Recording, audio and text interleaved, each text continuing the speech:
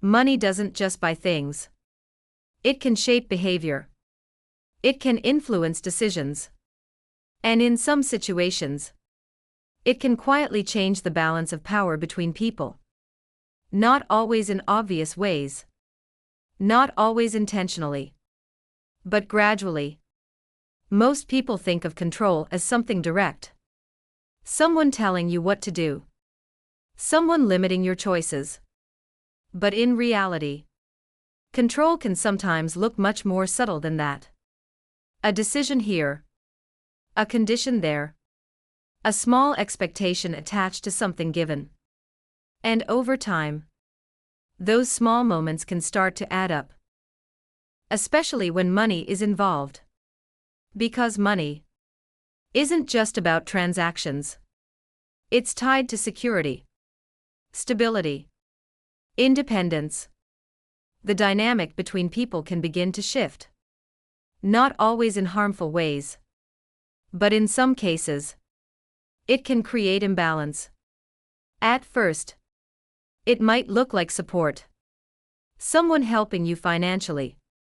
Covering expenses. Making things easier. And there's nothing wrong with that. Support can be healthy. Generosity can be genuine. But the difference is, what comes with it? Is it freely given? Or quietly expected back? Because in certain situations, financial support can come with conditions. Not always spoken, but understood. You might feel like you need to explain your decisions. You need to justify your spending. You need to be careful not to upset the person providing that support. And over time, that can change how you behave. You might start adjusting your choices. Not because you want to, but because it feels easier. Less conflict. Less tension. Less risk. And slowly, something important begins to shift. Your sense of independence. Not all at once, but gradually. Because when access to money is uneven, it can influence who makes decisions. Who feels comfortable speaking up.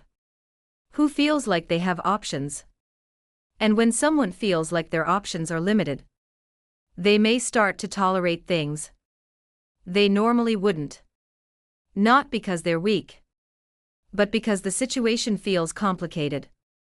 And this is where patterns can begin to form. Small compromises, repeated over time, until they no longer feel like compromises. They feel normal, expected, routine. And that's when it becomes harder to recognize what's happening. Because nothing feels extreme. Nothing feels obvious. Just different. So the question isn't, is money good or bad in relationships? The real question is, how is it being used? And what is it quietly influencing? So how does this actually start? Not with something obvious. Not with control you can clearly point to. But with small shifts. Moments that don't seem important at the time. A decision being made for you. A suggestion that feels more like a direction. An opinion about how money should be handled. Nothing extreme. Nothing immediate. Just influence. In many situations, financial dynamics don't change all at once. They change gradually. Through repeated interactions. Example. One person might begin to take on more financial responsibility. Paying for things. Managing expenses. Handling decisions. And again, that in itself isn't a problem. It can be practical. It can be supportive. But over time, it can also shift the balance of control. Especially if that role isn't shared. Because when one person consistently controls financial decisions, they may also begin to influence what gets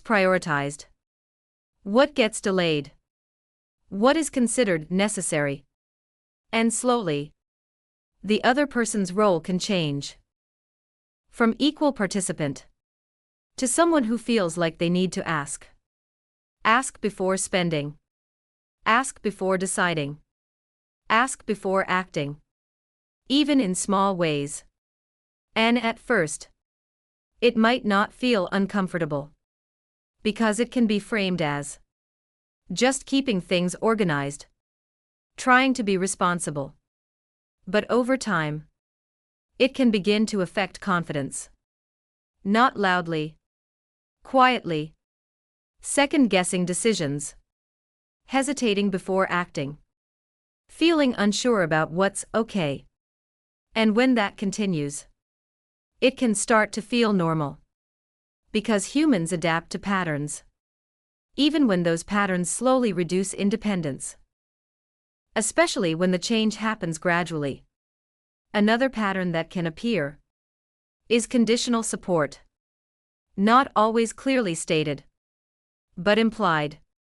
I'll help with this, but we can do that if.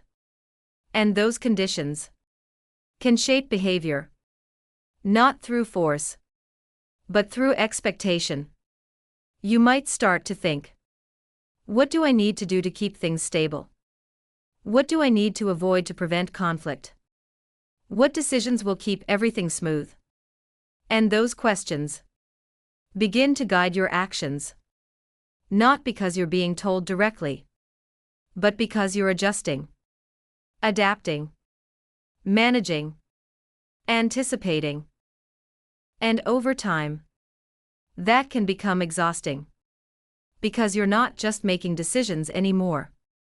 You're managing reactions. And that's a different kind of pressure. Another pattern that can develop is limited access. Not always complete restriction, but subtle control. Delays in giving access. Questions about spending. Oversight that feels excessive. Again, not always extreme, but noticeable over time. And when access to money feels uncertain, it can influence how free someone feels to act. Because financial access is tied to options, and options are tied to independence. So when access feels limited, choices can start to feel limited too. Where you go, what you do, what you decide. And when choices feel limited, behavior begins to adjust.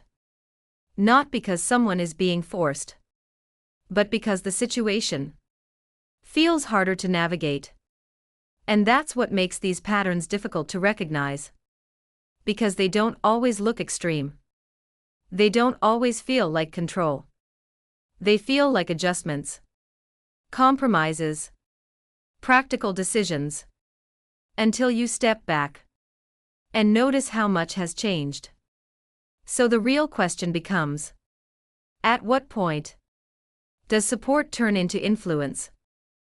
And when does influence start to shape your choices more than you realize? So what happens when you start to notice these patterns? Not all at once. Not perfectly. Just enough to feel that something isn't the same anymore. At first, it might just be a thought. A moment where you pause and ask, why does this feel uncomfortable? And that question is more important than it seems. Because it creates space. Space to observe. Space to think. Space to respond differently. And once that space exists, you begin to see things more clearly. Not just what's happening externally, but how it's affecting you internally. How you feel when decisions are made. How you react when money becomes part of the conversation. How your behavior shifts in certain situations. Do you hesitate? Do you hold back? Do you second-guess yourself? And those observations start to connect. You may begin to notice patterns like feeling uncomfortable asking questions, avoiding certain topics, adjusting your choices, to prevent tension. And again, this isn't about labeling anything immediately. It's about understanding the dynamic. Because not every situation is the same. Not every imbalance is intentional. But your experience still matters. If something consistently makes you feel uncertain, it's worth paying attention to. And from there, you begin to ask different questions. Not just, what is happening? But, what am I comfortable with? What feels fair? What feels balanced? And those questions begin to shape your boundaries. Not rigid walls. Not reactions. But clear understanding. What you're okay with. What you're not. And communicating that can feel unfamiliar at first. Especially if you're used to adapting. Because setting boundaries changes dynamics. Not always dramatically, but noticeably. And sometimes, that shift can feel uncomfortable. Not because it's wrong, but because it's different. You speak more clearly. You ask more directly. You pause before agreeing. And those small changes can begin to rebalance things. Not by forcing control in the opposite direction, but by restoring your sense of participation. Because healthy dynamics allow both people to have clarity, both people to have input, both people to feel secure in their choices. And when that balance exists, money becomes what it's supposed to be: a tool, not a source of pressure. But getting there takes awareness, not perfection. You might notice things late. You might respond differently over time. You might adjust gradually. And that's okay. Because change doesn't happen all at once.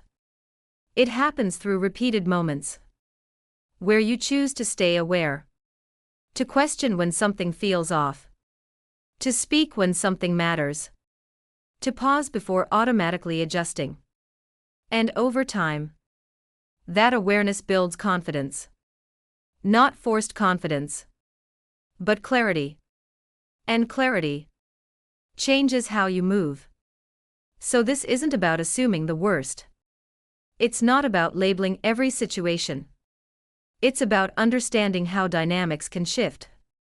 And how to recognize when they do. Because once you see it clearly, you don't react the same way. Not out of fear, but out of awareness. And that awareness is what gives you the ability to choose differently. See you next tomorrow.